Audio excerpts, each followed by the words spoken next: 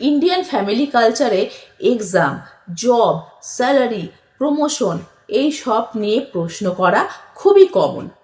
অনেক সময় এই প্রশ্নগুলো ভালোবাসা থেকে আসে, কিন্তু তরুণীদের কাছে এটা প্রেশার মনে হতে পারে।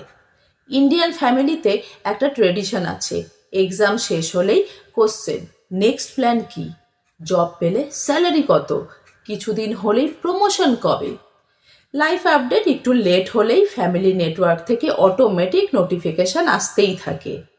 অনেক ফ্যামিলি প্রেশার আসে খারাপ ইন্টেনশন থেকে না, আসে কম্প্যারিজন থেকে। ফ্যামিলি ভাবে মোটিভেট করছি, কিন্তু অনেক সময় এটাই কনফিডেন্স কমিয়ে দেয়। মনে রেখো, সাপোর্ট আর প্রেশার এক জিনিস নয়। এই কোশ্চেনগুলো তুমি কতবার শুনেছো তোমার লাইফে? তোমার ফ্যামিলি মোটিভেট করে নাকি প্রেশার দেয়? কমেন্টে অনেস্ট উত্তর দাও। আর এই ভিডিওটা ভালো লাগলে এমন কাউকে শেয়ার করো যার এই ভিডিওটা সত্যিই প্রয়োজন।